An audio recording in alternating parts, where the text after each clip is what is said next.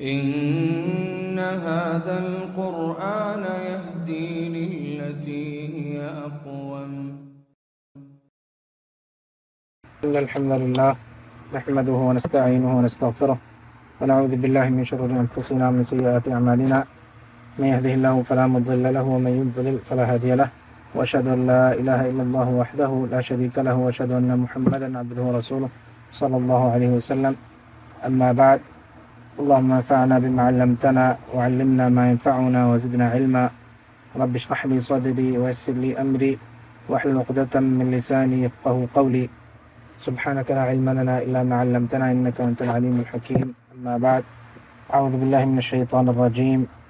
إياك نعبد وإياك نستعين اهدنا الصراط المستقيم. کل کے درس میں ہم نے یہ آیت إياك نعبد وإياك نستعين اس کے حوالے سے گفتگو کی تھی. ایک بات یہ جو رہ گئی تھی کہ اس آیت میں ہمارے لیے عملی پہلو کیا ہیں، ان کو خلاصہ دیکھتے ہیں. جو باتیں ہم نے پیچھے پڑھی ہیں ان کا ایک بات تو یہ کہ یہ آیت اس میں یہ بات ہے اور یہی اس کا عملی پہلو ہے کہ اللہ کے ساتھ عبادت میں کسی کو شریک نہ کیا جائے. إياك نعبد، اللہ وحدہ لا شریک عبادت کے لائق ہیں اور کسی قسم کی عبادت اللہ کے سوا کسی کے لیے بھی جائز نہیں ہے. دوسرا عملی پہلو اس آیت کا یہی ہے کہ جب بھی مانگیں تو صرف ایک اللہ سے مانگے، کسی کو اس میں نہ کسی کا وسیلہ نہ کسی کا واسطہ، بلکہ صرف ایک اللہ سے مانگے. اور جو چیز مانگنی ہے وہ بھی اللہ ہی سے مانگے. ہر چیز کا اللہ سے سب انسان سوال کرے، چاہے چھوٹی ہو چاہے بڑی ہو، ہر چیز کا اللہ سے سوال کیا جائے. ہم پیچھے پڑھ چکے ہیں کہ الرحمن الرحیم کے معنی میں جو بعض علماء نے فرق کیا، کہا کہ رحمان وہ ہے جو بڑی نعمتیں دینے والا اور رحیم وہ ہے جو چھوٹی نعمتیں دینے والا. تو اس میں بھی اسی چیز کی طرف اشارہ ہے کہ اللہ سے ہر چیز مانگے. صرف یہ نہ ہو کہ انسان کہے کہ بھئی یہ تو حقیر چیز ہے، یہ تو چھوٹی چیز ہے، اس کے لیے اللہ سے دعا کرنا کیسا ہے، اس کے لیے ہم یہ کیوں مانگے، بلکہ ہر چیز مانگے. جیسا کہ بعض روایات میں آتا ہے کہ صحابہ کرام اگر جوتے کا تسمہ بھی ٹوٹ جاتا، وہ اس کو بھی، یا جوتے کا کوئی حصہ ٹوٹ جاتا، جوتا بھی ان کا خراب ہو جاتا، تو وہ بھی اللہ سے مانگتے تھے. تو ہر چیز کا اللہ سے سوال کیا جائے. إياك نستعين میں یہی ہے کہ اللہ سے سب کچھ مانگا جائے اور صرف اسی سے مانگا جائے اور کسی سے نہ مانگا جائے. اسی طرح اس میں عملی پہلو جو ہم نے جیسے کل ذکر کیا تھا کہ انسان کی ساری زندگی وہ اس آیت میں سما جاتی ہے. إياك نعبد وإياك نستعين یہ مکمل ضابطہ حیات ہے، یہ دین کا خلاصہ ہے. تو انسان کو چاہیے کہ اس آیت کے مطابق اپنی زندگی کو گزارے.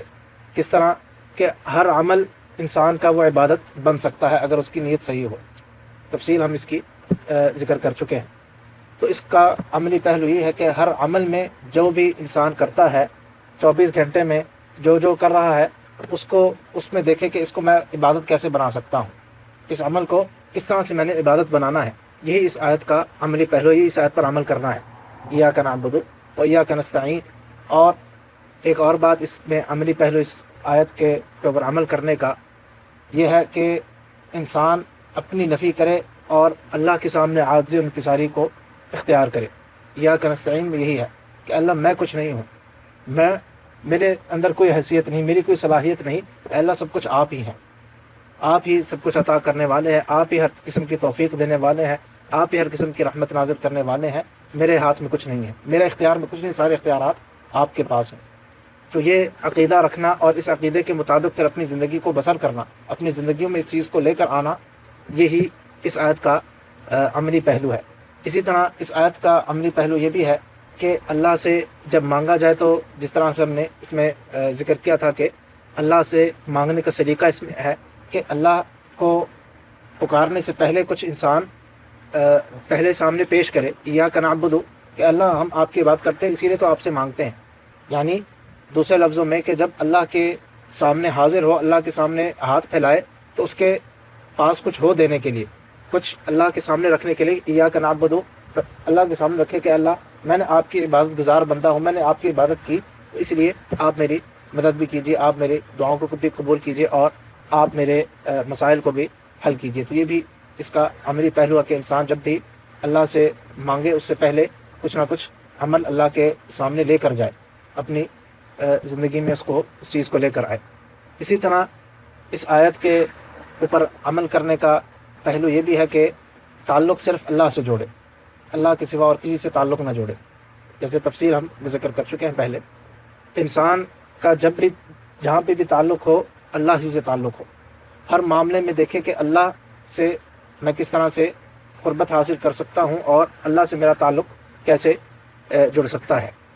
ہر عمل میں ہر انسان کا جو بھی اس کے زندگی کے معاملات ہے اس میں دیکھے کہ اس میں میں اس عمل میں میں اللہ سے کیسے زیادہ قریب ہو سکتا ہوں، اس میں اللہ میرے سے کیا چاہتا ہے، اللہ کا اس میں حکم کیا ہے، اللہ کا فیصلہ کیا ہے، اس کے مطابق اللہ سے اپنے دل کو جوڑے، اپنا تعلق اللہ سے قائم کرے.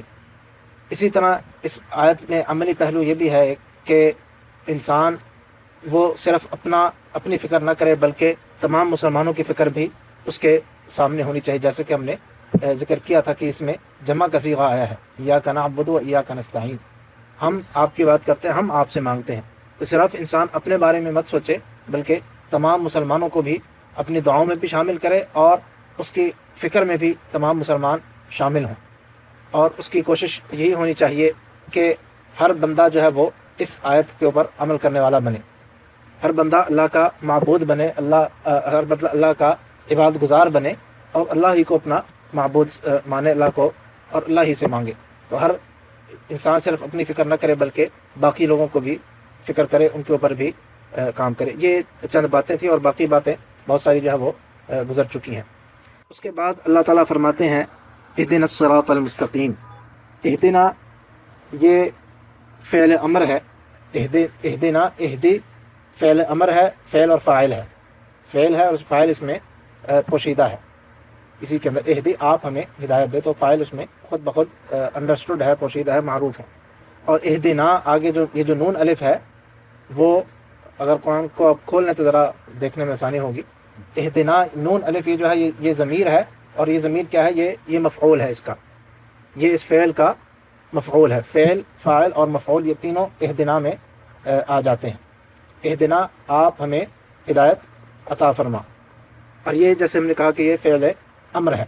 فعل امر کے بارے میں جو عام قاعدہ ہے، جنرل قاعدہ لغت کا یہ ہے کہ اگر بڑا چھوٹے سے وہ بات کہہ رہا ہو تو وہ اس کا معنی حکم کا ہوتا ہے، آرڈر کا ہوتا ہے، کیونکہ بڑا جو ہے وہ چھوٹے کو احکامات جاری کرتے ہیں. تو فعل امر ہے کہ یہ فلاں کام کرو یا فلاں کام سے باز آ جاؤ، تو وہ آرڈر اس کو سمجھا جاتا ہے. اس کے معنی میں یہ ہوتا ہے کہ حکم ہے، یہ آرڈر جاری کیا گیا ہے.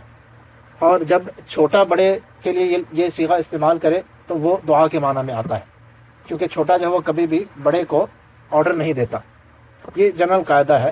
کوئی بھی چھوٹا ہو بڑے، اگر باپ اپنے بچوں کو کوئی بات کہے گا فعل امر کی صیغے میں تو معنی ہوگا کہ ان کو حکم دیا جا رہا ہے. اور اگر بچہ باپ سے کہے گا تو وہ بچہ کچھ طلب کر رہا ہے، کچھ مانگ رہا ہے. اسی طرح باقی بھی دیکھیے، کوئی اگر ماتحت ہے اپنے بڑے کو پکار رہا ہے، اپنے بڑے سے بات کر رہا ہے اور اس گفتگو میں فعل امر کا استعمال کرتا ہے تو معنی ہوگا کہ وہ اس سے کچھ طلب کر رہا ہے. یہ عربی کا عام قاعدہ، عربی کے استعمال کا عام طریقہ ہے. عربی زبان اسی طرح سے اس میں یہ چیز استعمال ہوتی ہے. تو اہدنا یہاں پہ کیا ہے، فعل امر ہے. اور چونکہ انسان جو ہے وہ اللہ کو مخاطب کر رہا ہے، انسان چھوٹا ہے، اللہ بڑے ہے. اللہ تو چھوٹے سے بڑے کو جب خطاب ہو رہا ہے تو معنی کیا ہے، یہاں پہ طلب کا معنی ہے، دعا کا معنی ہے. اہدنا آپ ہمیں ہدایت عطا فرما. اہدنا ہدایت کسے کہتے ہیں، ہدایت کیا ہے، اس کو سمجھتے ہیں. ہدایت کا بنیادی جو لغوی معنی ہے وہ تو یہ ہے کہ کسی چیز کی طرف رہنمائی کرنا. ہدایت کا لغوی معنی رہنمائی کرنے کے ہیں. اس کے جو قرآن میں معانی آئے ہیں، جو جن معانی میں استعمال ہوتا ہے، یہ تو لغوی معنی تھا، لیکن اس کا استعمال کیا ہے، کس معنی میں اس کو، یا اس طرح سے آپ بے شک کہہ سکتے ہیں کہ اصطلاحی معنی. تو اصطلاحی معنی یا قرآن میں اس کا استعمال جو ہے وہ کئی معنی میں استعمال ہوا ہے. بلکہ بعض علماء نے یہاں تک کہا کہ ہدایت کے جو تفاصیل ہیں اس کی وہ اتنی ہے کہ ان کا تعین نہیں کیا جا سکتا، ان کو گنا نہیں جا سکتا. اس کی ہدایت کی جو تفاصیل ہے کہ ہدایت کیا ہے اور کیسے ہوتی ہے، اس میں کیا کیا چیزیں آتی ہیں، اس کا احاطہ کرنا ممکن نہیں. لیکن جو اس میں سے جو اہم چیزیں ہیں ہدایت کے معانی یا اس کے استعمالات، وہ امام ابن القیم نے بیان کرتے ہیں کہ 4 اس کے مرتبے ہیں، 4 اس کے درجات ہیں ہدایت کے، یا 4 ان کو 4 معانی کہہ سکتے ہیں۔ ایک یہ ہے کہ اللہ تعالیٰ نے ہر مخلوق کو اس کے جو ضروریات تھیں، اس کے جو زندگی گزارنے کے لیے معاملات تھے، اس کی اللہ نے ان کو ہدایت دی ہے، ان کو بتایا ہے کہ کیسے زندگی گزارنی ہے۔ جانور جو ہیں ان کو کس نے یہ بتایا کہ انہوں نے کس طرح سے اپنی خوراک کا بندوبست کرنا ہے۔ جتنے بھی جانور ہیں اس کائنات میں، چاہے وہ زمین پہ ہو، چاہے سمندر میں ہو، چاہے آسمان پہ اڑنے والے ہوں، ان کو یہ ساری زندگی گزارنے کے طریقے ان کو کس نے یہ ساری چیزیں بتائی ہیں۔ یہ بہت سارے جانور جن میں پرندے بھی شامل ہیں اور دوسرے جانور بھی شامل ہیں، وہ گرمی اور سردی میں اپنے علاقے بدلتے ہیں، ایک علاقے سے ہجرت کر کے دوسرے علاقے میں جاتے ہیں اور پھر وہاں سے واپس آتے ہیں۔ کس نے ان کو یہ سارے طریقے سکھائے ہیں؟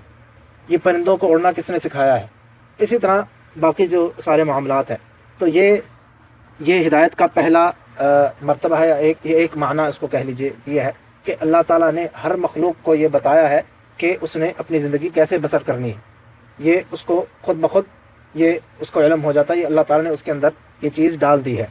اسی طرح جب بچہ پیدا ہوتا ہے تو اس کو کیسے پتہ چلتا ہے کہ اس نے ماں کا دودھ لینا ہے یا اس نے رونا ہے تو اس کو اپنی رو کر اس نے بتانا ہے کہ مجھے کسی چیز کی ضرورت ہے۔ یہ ساری چیزیں اس کو کس نے سکھائی ہیں؟ تو یہ ہدایت کا پہلا معنی ہے۔ اور اس معنی میں آپ دیکھیے سورۃ طٰہٰ میں اس کی وضاحت آتی ہے۔ 16واں سپارہ ہے سورۃ طٰہٰ، آیت نمبر 50 ہے، آیت نمبر 50 ہے۔ اس میں اللہ تعالیٰ فرماتے ہیں، یہ حضرت موسیٰ علیہ السلام کے حوالے سے یہ واقعہ آ رہا ہے۔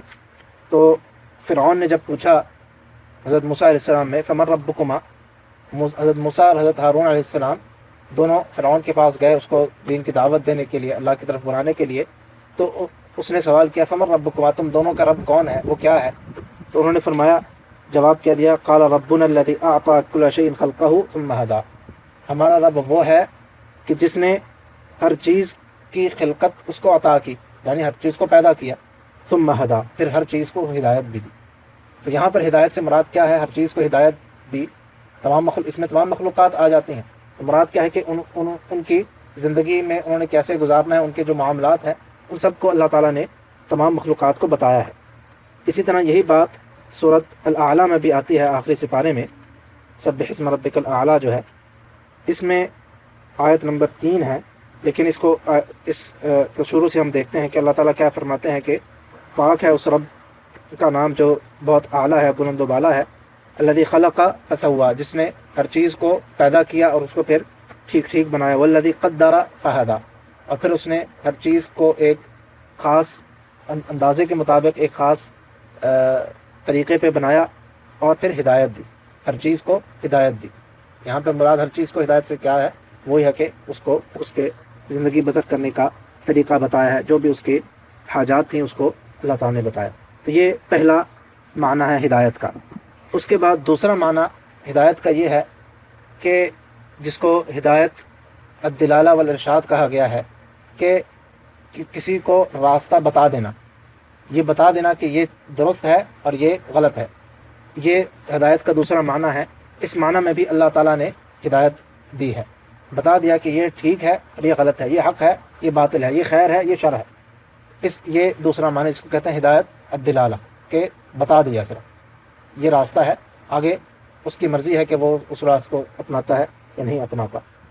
اس معنی میں سورۃ الانسان یا سورۃ الدہر آپ نکالیے، 29ویں سپارے میں سورۃ انسان بھی کہا جاتا ہے اس کو، سورۃ الدہر بھی، اور آیت نمبر 3 ہے۔ تو اللہ تعالیٰ فرماتے ہیں اس میں دوسری آیت میں کہ انا خلق الانسان من نطفۃ امشاج نبتلیہ فجعلناہ سمیعا بصیرا، دوسری آیت میں انسان کی تخلیق کا ذکر ہے، اور پھر آگے کیا کہا تیسری آیت میں جو ہمارے موضوع سے متعلق ہے، انا ہدیناہ السبیل، ہم نے انسان کو پیدا کیا نطفے سے اور پھر کیا کیا، پھر اس کو ہم نے راستے کی طرف ہدایت کی۔ وہ کیا ہے؟ اما شاکرا و اما کفورا، چاہے وہ شکر گزار بنے چاہے وہ نافرمان بن جائے، چاہے وہ شکر گزار یا مطیع، یہاں پہ شاکرا کا معنی یہ بھی ہے کہ مطیع بن جائے، اللہ کا فرمان بردار بن جائے یا نافرمان بن جائے، دونوں راستے ہم نے اس کو بتا دیے۔ اسی طرح یہی بات سورۃ البلد میں بھی آئی ہے جو آخری سپارے میں ہے، 594 ہے اور آپ کے پاس 601 پیج نمبر ہوگا۔ اللہ تعالیٰ فرماتے ہیں، یہاں پہ بھی انسان کے بارے میں فرمایا وَهَدَيْنَاهُ النَّجْدَيْنِ، اور ہم نے اس کو ہدیناہ النجدین کا معنی ہے کہ دونوں راستے بتا دیے۔ نجد کہتے ہیں کسی بھی اونچی جگہ کو، ٹیلے وغیرہ کو، تو نجدین سے معنی ہے کہ جو واضح راستے ہیں، کہ جو ظاہر ہیں، کہ جو چیز اونچی ہوتی ہے وہ واضح ہوتی ہے اور ظاہر ہوتی ہے، وہاں کے دونوں راستے نجدین، دونوں ہم نے اس کو بتا دیے، اس کی ہدایت کر دی، اس کو بتا دیا۔ اسی طرح ایک اور مقام دیکھتے ہیں، بات تھوڑی مزید واضح ہو جائے گی اس معنی کے حوالے سے۔ سورۃ حامیم سجدہ یا سورۃ فصلت، اس کو نکالیے، 24واں سپارہ ہے، آیت نمبر 17 ہے، سورۃ فصلت۔ وَأَمَّا ثَمُودُ فَهَدَيْنَاهُمْ فَاسْتَحَبُّوا الْعَمَىٰ عَلَى الْهُدَىٰ فَأَخَذَتْهُمْ صَاعِقَةُ الْعَذَابِ الْهُونِ بِمَا كَانُوا يَكْسِبُونَ۔ اللہ تعالیٰ نے قوم سمود کے بارے میں فرمایا کہ سمود کو ہم نے ہدایت دی، فَهَدَيْنَاهُمْ، ہم نے ہدایت دی، لیکن کیا ہوا، فَاسْتَحَبُّوا الْعَمَىٰ عَلَى الْهُدَىٰ، لیکن انہوں نے گمراہی کو پسند کیا ہدایت پر۔ تو یہاں پر کیا ہے، جب اللہ تعالیٰ کہتا ہے ہم نے ہدایت دی، اس کا معنی نہیں ہے کہ وہ صحیح راستے پر آ گئے۔ معنی کیا ہے، آیت سے بہت واضح ہو رہا ہے کہ یہاں پر فہدیناہم کا معنی ہے کہ ہم نے اس کو بتا دیا کہ یہ صحیح راستہ ہے، لیکن انہیں اس راستے کو چھوڑ کے گمراہی کے راستے کو اپنایا۔ تو یہ ہدایت کا دوسرا معنی ہے کہ راستے کا تعین کر دینا، بتا دینا کہ یہ صحیح ہے اور یہ درست، یہ صحیح ہے اور یہ غلط ہے، یہ درست ہے، یہ حق ہے، یہ اور دوسرا باطل ہے۔ تیسرا معنی ہدایت کا یہ ہے کہ جس کو کہا جاتا ہے ہدایت التوفیق، کہ نہ یہ صرف نہیں کہ راستہ بتا دیا، بلکہ اس راستے پر چلا دیا، اس راستے تک پہنچا دیا، اس کو وہ عطا کر دیا، اس کو حق پر قائم کر دیا۔ تو یہ تیسرا معنی ہے کہ اللہ تعالیٰ کسی کو ہدایت دیتے ہیں، یعنی کہ اس کو انہوں نے صحیح راستہ پر چلنے کی توفیق دے دی، نہ صرف یہ کہ اس کو راستہ متعین کیا، بلکہ وہ اس راستے پر چل پڑا۔ اس معنی میں سورۃ القصص نکالیے، 20واں سپارہ ہے، سورۃ القصص کی آیت نمبر 56 ہے۔ اللہ تعالیٰ فرماتے ہیں انک لا تہدی من احببت ولکن اللہ یہدی من یشاء۔ اللہ تعالیٰ اس آیت میں نبی کریم صلی اللہ علیہ وسلم کو خطاب کر کے فرماتے ہیں کہ یا رسول اللہ صلی اللہ علیہ وسلم، آپ ہدایت نہیں دیتے ان کو جن کو آپ چاہیں، آپ اپنے پسندیدہ لوگوں کو یا جن کو آپ چاہتے ہیں ان کو آپ ہدایت نہیں دے سکتے، لیکن اللہ وہ ہے کہ جو ہدایت دیتے ہیں جس کو وہ چاہیں، ولیکن یہدی من یشاء، پھر اللہ ہے جو جس کو چاہتے ہیں وہ ہدایت عطا کرتے ہیں۔ اور یہ آیت، اس کا جو سبب نزول ہے، شان نزول جس کو کہا جاتا ہے، وہ ابو طالب کے بارے میں تھی کہ ابو طالب کے لیے نبی کریم صلی اللہ علیہ وسلم آخری وقت تک کوشش کرتے رہے کہ وہ اسلام قبول کر لیں، لیکن انہوں نے اسلام قبول نہیں کیا۔ تو اس پر اللہ تعالیٰ نے یہ آیت نازل فرمائی کہ رسول صلی اللہ علیہ وسلم آپ اپنی مرضی سے جس کو چاہیں ہدایت نہیں دے سکتے۔ تو یہاں پر مراد کیا ہے، ہدایت نہیں دے سکتے؟ نبی کریم صلی اللہ علیہ وسلم راستہ تو انہوں نے بتایا ہے، ہدایت کی وضاحت انہوں نے کی ہے، لیکن وہ اس راستے پر چلانا وہ صرف ایک اللہ کا کام ہے۔ اس راستے کو قبول کرنا، ہدایت کے اوپر آ جانا اور صحیح راستے کو اپنا لینا، وہ صرف اللہ کا اختیار ہے۔ اسی لیے فرمایا کہ انک لا تہدی من احببت، رسول صلی اللہ علیہ وسلم آپ بھی اپنی مرضی سے ہدایت نہیں دیتے جس کو آپ چاہیں، اللہ وہ ہے کہ جو جس کو چاہتے ہیں ہدایت دیتے ہیں۔ اسی طرح یہی بات سورۃ بقرہ میں بھی آئی ہے، 3 سپارے میں، آیت نمبر 72 ہے غالباً۔ اللہ تعالیٰ فرماتے ہیں لیس علیک ہداہم ولکن اللہ یہدی من یشاء، یہی بات سورۃ قصص میں پڑھی ہے۔ فرمایا لیس علیک ہداہم، اللہ کو، نبی کریم صلی اللہ علیہ وسلم کو اللہ تعالیٰ خطاب کر کے فرماتے ہیں آپ کے اوپر ان کو ہدایت دینا نہیں ہے، لیکن ہدایت کیا ہے، ولکن اللہ یہدی من یشاء، اللہ تعالیٰ جس کو چاہتے ہیں وہ ہدایت دیتے ہیں۔ اس بات کو مزید سمجھنے کے لیے ایک اور مقام دیکھتے ہیں کہ اس میں یہ جو ہدایت ہے توفیق والی اور جو دلالہ والی جو ہم نے کہا ہدایت کے راستہ بتانا، اس میں فرق کرنے کے لیے ایک آیت اور دیکھتے ہیں جس سے بات مزید واضح ہو جائے گی۔ 25واں سپارہ نکالیے اور سورۃ شورى اس کے آخری آیات نکالیے، آیت نمبر 52 ہے۔ اللہ تعالیٰ فرماتے ہیں، یہ آیت نمبر 52 کا آخری ٹکڑا، وَإِنَّكَ لَتَهْدِي إِلَى صِرَاطٍ مُسْتَقِيمٍ، نبی کریم صلی اللہ علیہ وسلم کو اللہ تعالیٰ کہتے ہیں کہ آپ صراط مستقیم پر ہدایت دینے والے ہیں۔ اب اس آیت کو جو ہم نے ابھی آیات پڑھی ہیں ان سے ملا کر پڑھیں تو بات واضح ہو جاتی ہے۔ ایک آیت میں اللہ تعالیٰ کہنے ہیں نبی کریم صلی اللہ علیہ وسلم کو کہ آپ ہدایت دیتے ہیں، دوسری آیت میں کہنے ہیں کہ آپ ہدایت نہیں دیتے۔ بات واضح ہو رہی ہے۔ اس آیت میں جو ہم نے ابھی پڑھی اس میں کیا فرمایا کہ آپ ہدایت دیتے ہیں، نبی کریم صلی اللہ علیہ وسلم کو کہا جا رہا ہے آپ ہدایت دیتے ہیں، اور جو پہلے ہم نے آیت پڑھی اس میں کہا کہ آپ ہدایت نہیں دیتے۔ فرق کیا ہوا؟ بظاہر دونوں آیتیں آپس میں نقطہ یہ ہے کہ جیسے کہ ان میں آپس میں ٹکراؤ ہے، تعارض ہے، لیکن معنی کیا ہے کہ اس آیت میں یہ ہے کہ آپ راستہ بتانے والے ہیں، اور جو ہم نے ابھی پہلے پڑھی کہ وہ توفیق ہے کہ وہ اس کے اوپر چلانا۔ تو یہ ہدایت کا تیسرا معنی ہے، اور وقت چونکہ ہمارا تقریباً پورا ہو چکا ہے، اس کے حوالے سے کچھ مزید بات انشاءاللہ اگلے درس میں کریں گے، لیکن بات تاکہ آج کے حوالے سے مکمل ہو جائے، چوتھا معنی ہدایت کا وہ میں ذکر کر دیتا ہوں، تفصیل انشاءاللہ پھر ہم اگلے درس میں پڑھیں گے۔ چوتھا معنی امام ابن القیم نے جو کہا ہدایت کا، وہ کہتے ہیں کہ وہ ہے جنت کی طرف ہدایت، انسان کو جنت کی طرف ہدایت مل جائے، یا صحیح انسان اپنے مقام تک پہنچ جائے۔ اس معنی میں بھی قرآن کریم میں ہدایت کا لفظ آیا ہے، جنت کے لیے بھی آیا ہے اور جہنم کے لیے بھی آیا ہے، کہ قیامت کے دن اللہ تعالیٰ کچھ لوگوں کو جنت کی طرف ہدایت کریں گے اور کچھ کو جہنم کی طرف ہدایت کریں گے۔ انشاءاللہ یہاں سے ہم اگلے درس میں گفتگو کنٹینیو کریں گے۔